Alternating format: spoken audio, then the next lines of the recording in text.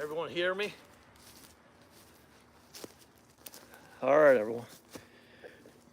Hey, did you know that the black bear population in Maine is thriving? It's up like 20% in the last several years.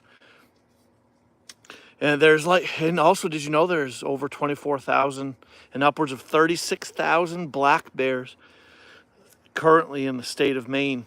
So the state of Maine black bear population's doing well. And I'm going to tell you in a moment.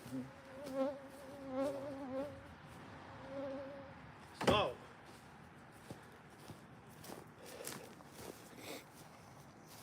and why the black bear populations actually all across the nation are doing well is because of the number one wildlife conservation, wildlife management tool, and that is hunting. Yes, hunting is vitally important. Hunting all game species across the board is vitally important. And don't you think for a moment, you gotta step back here, put yourself in the shoes of those wildlife biologists out there. Why do they have that title, black bear biologist? Don't you think it's because they have an utmost passion and desire and like an addiction to that animal, probably like their whole lives? There's a reason why wildlife biologists do what they do. It's because they have a love for that animal, really, and a deep-rooted connection to those animals. And the majority of the wildlife biologists are hunters themselves. They'll go out, shoot black bear, but yet they're a black bear biologist. Don't you think that they would have the Inland Fish and Wildlife wardens, hunters like me and you, the general public, don't you think that it's been voted to try other methods to manage populations of black bears? Well, duh, yeah. And obviously managing the populations of deer and moose and turkeys and stuff like that. There have been millions and millions of dollars poured into birth control options, birth control attempts, if you will. But that's left departments of like Inland Fish and Wildlife stuff nearly bankrupt stuff. They failed and failed time and time again. The birth control has been put in like darts, and sharpshooters have been hired to shoot these darts into deer and other animals and stuff to try to get birth control injected in them to control their populations. But that has been a failure time and time again. And obviously, don't you think too that all the Department of Inland Fish and Wildlife and all those that work for them and the biologists and such, that they have such a desire and passion and just an addiction to these animals? Don't you think they've tried to manage and control the populations in a more like ethical and conservative and kind of humane way by maybe live trapping the animals and relocating them 30, 40, and upwards of 100 miles away? Duh. Well, obviously, yeah, that's been attempted. That's been tried. Millions of dollars have been poured into those attempts. Though that has failed time and time again. But it all boils down to one thing. All these departments out there of Inland Fish and Wildlife and the wardens and game biologists and hunters and general public that have been educated. The general public that like those that aren't hunters, but yet they're educated non-hunters and really know what's going on out there. They actually see the grand scheme of things, the whole big grand picture of what's going on with wildlife management, wildlife conservation and stuff. And it's been proven time and time again, and by popular votes and such, that hunting in the way of bow and arrow or firearm, and in some cases here, as far as the state of Maine is concerned, live like snaring and trapping black bears and hunting black bear in the way of using dogs and hounds, bear hounds and stuff.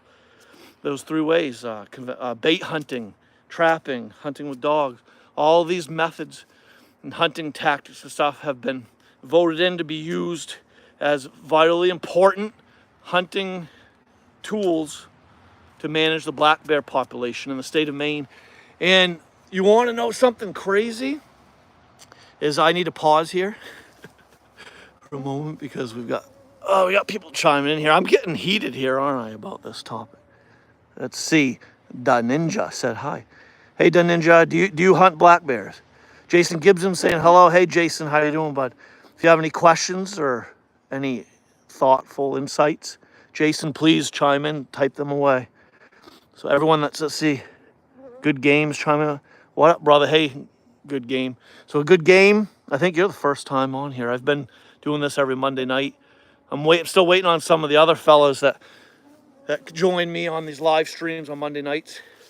There's a few guys that come on here and ask great questions, and they also share some insightful tips and things and their 2 cents about tonight's topic, black bear population. Black bear population size. 24,000 and upwards of 36,000 black bears in the state of Maine. And I was just saying before I paused to see who's coming in here. I was talking about how even though there's trapping black bears, there's killing black bears over baits, there's killing black bears by way of pursuing them with hunting dogs, the population is still extremely healthy and thriving. It's showing signs of really much, pretty much showing signs of increase. There's been a 20% increase in black bear population in the last several years. If you just do your Google searches and stuff. So, I mean, how crazy is that? It's not crazy, actually. It's actually so cool. It's cool that hunting is doing a good thing here and managing these populations in a great way. See, there's a carrying capacity here that comes into play here. Carrying capacity is the definition of carrying capacity. It states that the environment as a whole, the habitat, let's say like a 10,000 square radius, like 10,000 radius square block of mountains and woods, harbors, say, 50 black bears. And the carrying capacity the definition of it is that 10,000 square radius block of mountains and timber and stuff can only sustain and hold so many black bears. There's only so much food and so much cover and so much water and just so much resources that can sustain a certain number of black bears. And let's say the 50 black bears in that block of timber, that block of woods, is, say, the threshold for the carrying capacity. Threshold means that they're doing okay. They're baseline, they're streamlined. 50 bear are good. They can be supported. They have everything they need to live a full life in that 10,000 square miles of mountains and timber. But if they exceed threshold, if they get to like maybe 60 black bears, then there could be problems that arise. Then there may be starvation there. There may be malnourished bears that are having calorie deficient disorders and energy deficient disorders stuff, and they could starve to death. And then you got dead, rotten, smelly carcasses across the landscape. That's a no-no. That's bad. The diseases that may be in and among the population of black bears could be spread bear to bear, and heaven forbid, spread to other species like deer and moose, a bunch of other animals and stuff. And that's a no-no. That's bad. And there could be a lot more bear-human interactions and a lot more bear nuisance problems if the populations get above threshold. Those are all no bad things. And so the carrying capacity, it's managed, it's controlled, it's in the way of hunting. So all of us hunters that go out there and fill bear tags, we're doing our part as wildlife conservationists, wildlife managers, to fill those tags and to help bring those populations to threshold or below threshold. A little below threshold is even way better, because then there's more than enough ample resources and enough space and room to go around to support that population of black bears. And so the state of Maine, with the fairly large, actually, Maine has like one of the largest black bear populations in the northeastern part of the United States. And it's thriving and healthy and doing well because of trapping, hunting over bait, hunting with dogs and such, because that carrying capacity is being managed, controlled. So does anyone have any questions? So Jason, if you're still there, go ahead and say Fishing Charlie. Bring that below threshold. Yes, sir. It's getting dark here. I want to shoot my bow before. I got my bear target over here. I want to shoot it before it gets completely dark. Been practicing with my bow on the 3D bear target over here. Take a quick shot and I'll get back to you in just a sec. You probably can't see it. I'm gonna have to move where there's some light.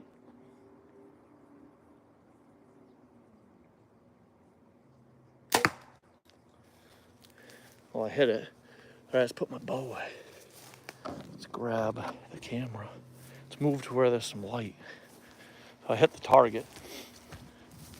All right, so who's here? We got no questions but your Jason. Maybe Jason's gonna say something about the lighting. But yeah, I'm gonna move to where there's more light. I gotta put my bow in the case. Gotta put this thing away.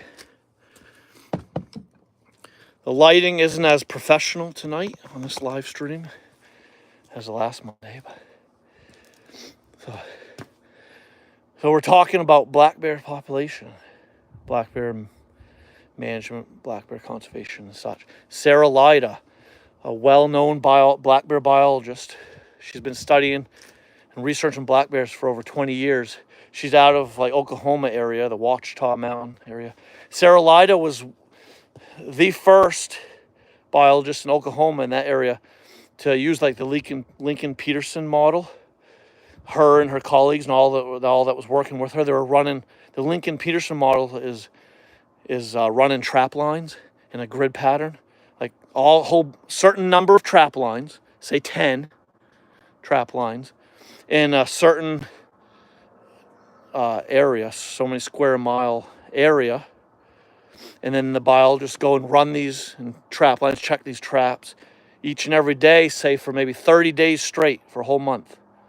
So many trap lines, certain area and size, and so many days, and they're going. And the Lincoln Peterson model, how it works, what it states is that if these biologists are catching a black bear, radio collaring it, ear tagging it, tattooing it, and releasing it, and they're going on to catch that same black bear each and every day for those 30 days straight, and no other newcomer black bears in those 30 days on all these trap lines, then it's safe to say that the black bear population is way, way down, and that there's only like one bear in that 10,000 square mile block that they may be running the trap lines in, say.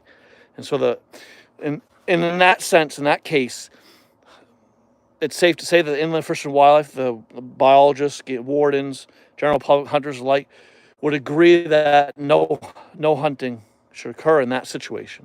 But how the Lincoln Peterson model act, the trap line and stuff works, is that if they were catching a new bear each day, radio collar and ear tagger, tattooing the inner lips of releasing, and each and every day for 30 days straight, these biologists going out and catching a brand new bear to mark and release, and the 30 days ended, and they had 30 black bear, a new bear, and they're thinking, man, what if we went a whole another month and continued to catch new bear? Then maybe they could have potentially caught 60 bear, all 60 different bear instead of just one individual bear.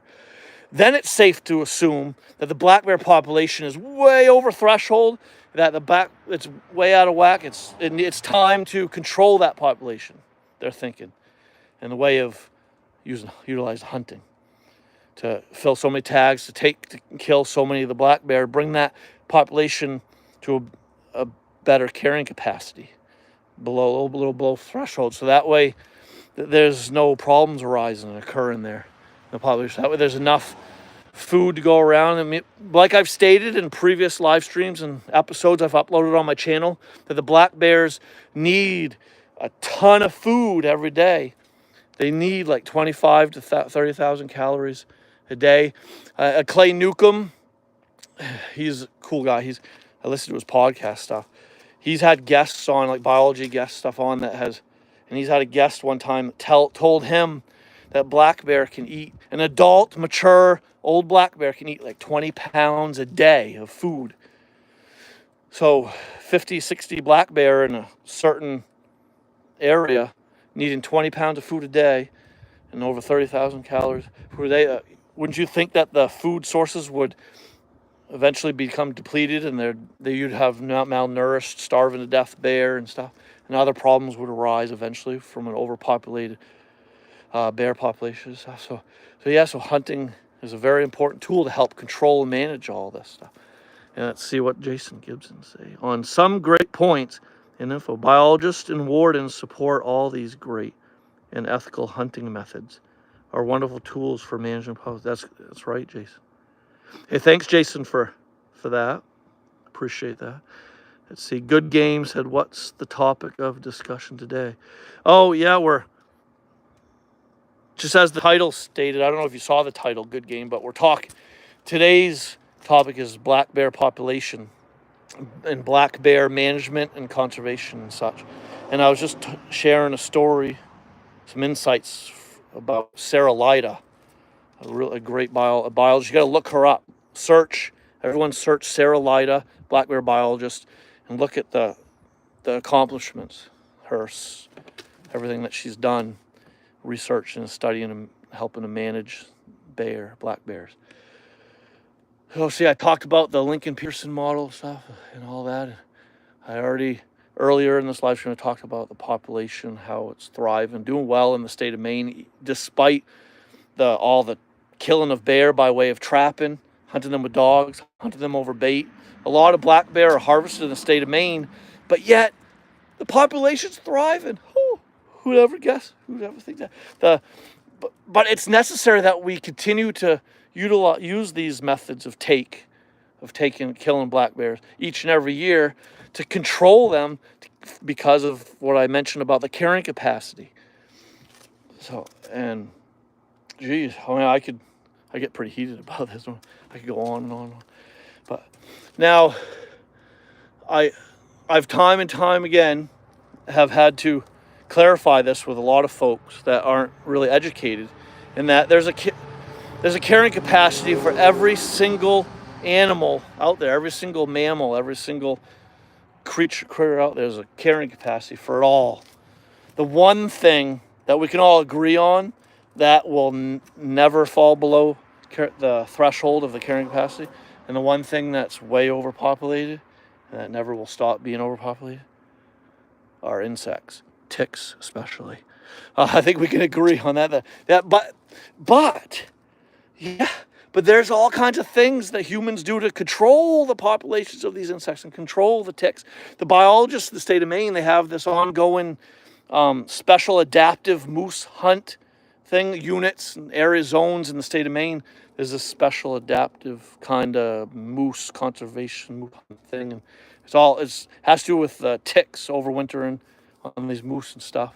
The moose being the host to hold the ticks, so the ticks can feast and reproduce and mate and lay their eggs and grow, and the population of ticks grow immensely. So their thought is that if this adaptive moose hunt is giving out so many tags to kill so many cows, like either sex tags, cows and bulls alike, taking so many out of these certain zones, the thought is that the tick population will dwindle, they will fall, that they'll get that down to a better threshold, like below threshold, and a better carrying capacity, so that we don't have so many tick problems and stuff. But there's a carrying capacity threshold for us, even for us humans. How is our population control? Let's see, man. There's been wars all these years. There's diseases spread all over the place. Random deaths by the way of maybe murder, drug overdoses and stuff. Acts as just random deaths in general. There's all these sorts of things in our lives, human lives, that actually control our own. And there are countries in the world that are overpopulated. Obviously China, Japan, just a couple, and other maybe other countries and areas in the world that are overpopulated, that have way too many people. So we can overpopulate an area too, way above threshold. So our